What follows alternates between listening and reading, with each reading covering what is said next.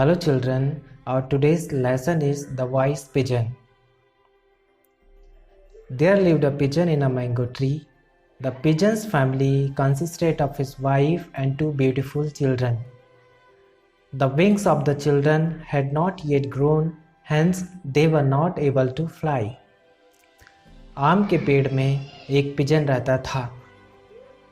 उसकी फैमिली में उसकी वाइफ और दो सुंदर बच्चे भी थे। अब तक बच्चों के पंख नहीं बढ़े थे, इस कारण वे उड़ नहीं पाते थे। Every morning, the pigeon and his wife used to set out in search of food. They used to return before the fall of night. The children were happy to see their parents back home. हर सुबह pigeon और उसकी wife भोजन की तलाश में बाहर चले जाते थे। वे रात होने के पहले वापस लौट आते थे। अपने पेरेंट्स के वापस लौटने पर बच्चे खुश हो जाते थे। On the same mango tree there lived a monkey named Kalu. He considered himself to be very powerful and so often took a fight with the birds on petty issues. All the birds on the tree were afraid of monkey. They were in fact sick of him, but none of them could dare to object. उसी mango tree में एक monkey भी रहता था जिसका नाम था कालू। वह अपने आप को सबसे ताकतवर समझता था और छोटी छोटी बातों पर दूसरे बर्ड से लड़ता रहता था। ट्री के सारे बर्ड्स उससे डरते थे। वे उसे देखना भी पसंद नहीं करते थे, लेकिन उनमें से कोई भी उसका विरोध करने की हिम्मत नहीं कर पाता था। One day, Kalu proudly said to the birds, I am the most powerful amongst you. Thus, you have to pay me regards every time you pass my way. एक दिन कालू ने बड़े अभिमान के साथ कहा, मैं तुम सबसे ताकतवर हूँ, इसलिए रास्ते से गुजरते समय तुम सभी मुझे सम्मान दिया करो। The pigeon, who did not like the monkey's haughtiness, said, Brother Kalu, it is not wise to boast. You will get respect if you behave politely. The monkey became furious at the suggestions made by the pigeon. The next evening, the pigeon returned home and found his nest totally destroyed. He was shocked to see the children lying unconscious. Immediately, the pigeon learned who had done all that. He quietly started building his nest all over again. By dawn, the pigeon, leaving his children under the care of his wife, left home for food.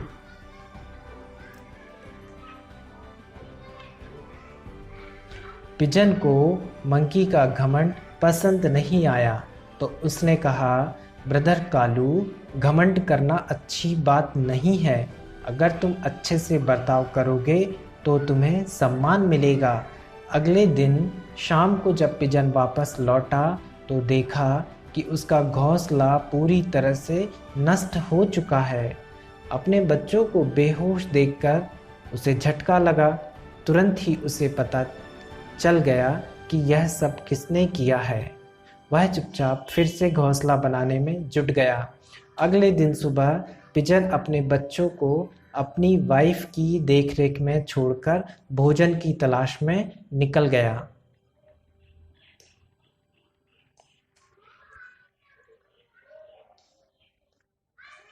By the evening, the pigeon returned home. He came to know that the monkey had been lying on the branch of the mango tree and was moaning in pain the whole day. None of the birds from the mango tree went to him to inquire about his health.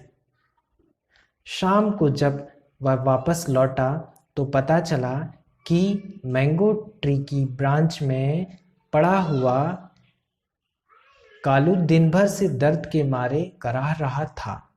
Mango tree कि किसी भी bird ने जाकर उसका हाल चाल नहीं पूछा।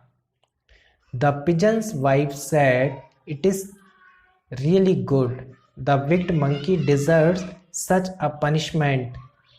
Today he will realize what happens if we trouble others."